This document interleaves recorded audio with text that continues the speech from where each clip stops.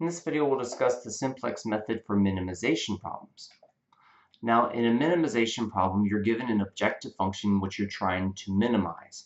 So your constraints are often in the form greater than or equal to.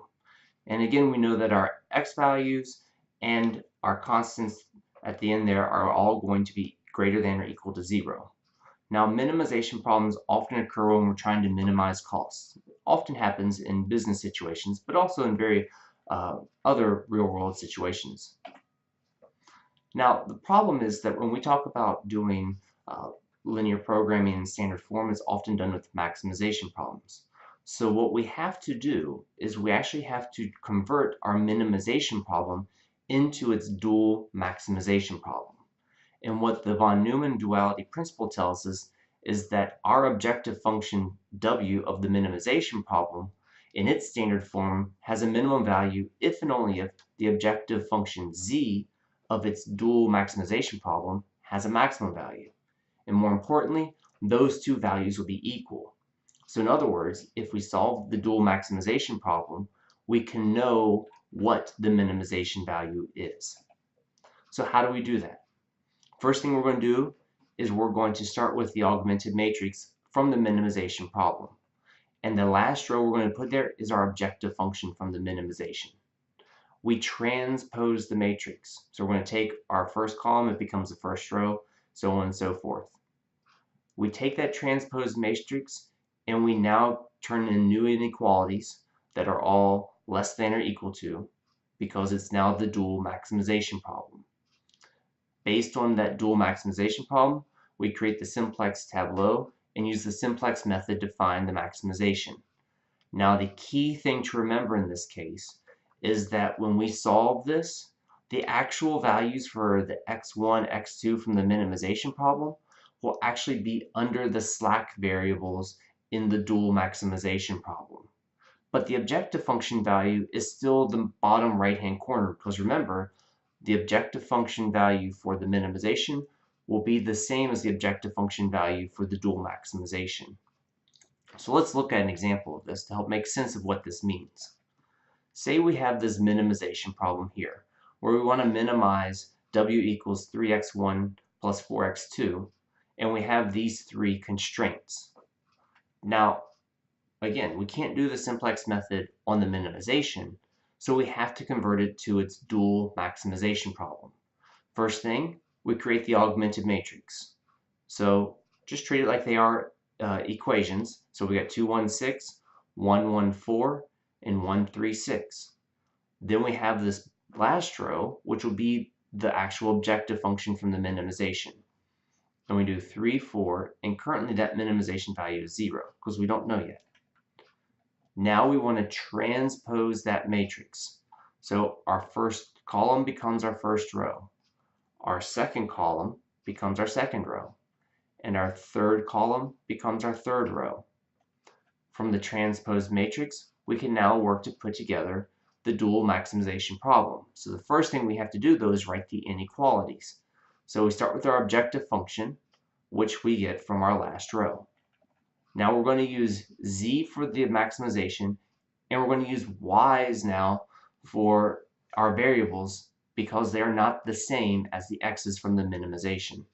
So we have 6y1 plus 4y2 plus 6y3. So there's three variables in the transposed matrix.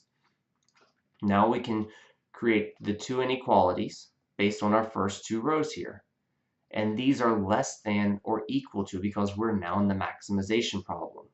And we have to assume that if this is to exist, that y1, y2, and y3 all are greater than or equal to 0.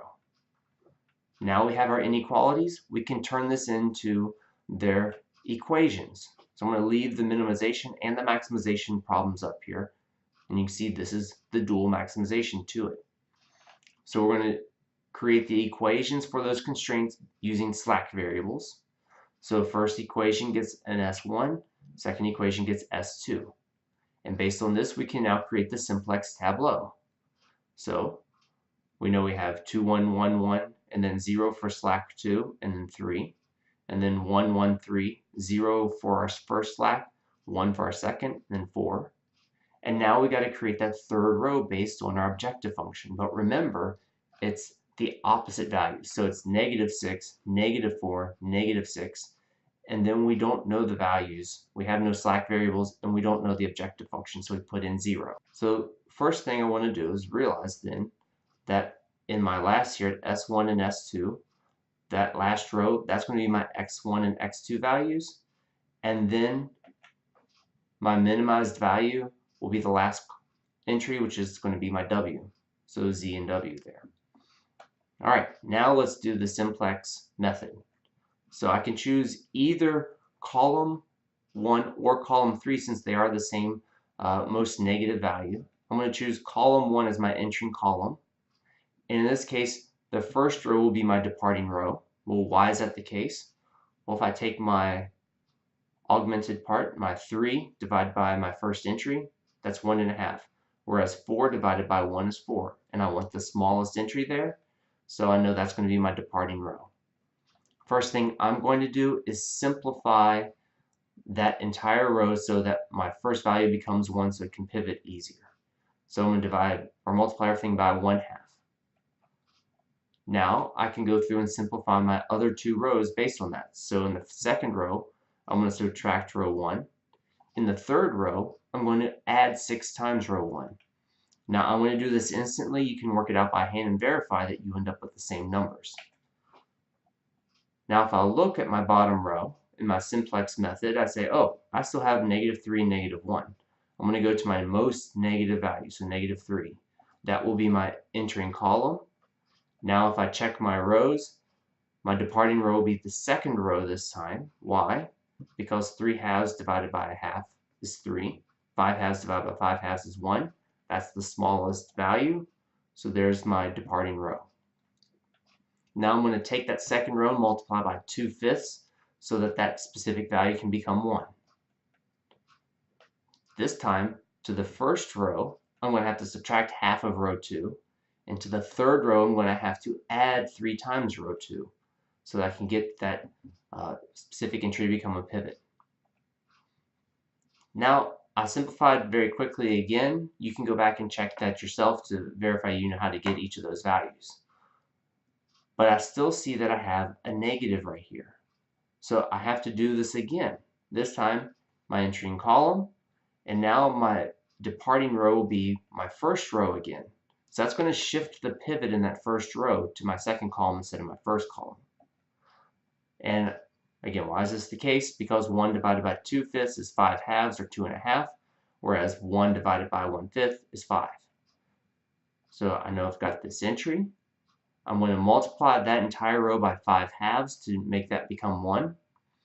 And then I'm going to subtract 1/5 of row 1 from the second row, and I'm going to add 2/5 of the first row to the third row. I'm going to do this very quickly, and you can see here that now I have all positive values in my last row. So what this tells me is that my x1 will be 3, my x2 will be 1, and that my minimized value is 13. So by using that dual maximization problem, I'm able to get all the information I need for my minimization problem here. Now, I can verify this because it's only a 2-variable minimization objective function with inequality constraints. I can actually graph this to verify that this is true. So if I put in these constraints, I end up with 4 points on the graph that could make this possible. So I'm going to take those 4 points and plug them into my objective function. Now if I take the 0, 6, I get an objective function of 24. 2, 2 gives me an objective function value of 14. 3, 1 gives me a value of 13, and 6, 0 gives me a value of 18. And again, I want to minimize. So if I look at what minimizes, it'll be the one that has the x1 being 3, the x2 being 1, and give me that value of 13.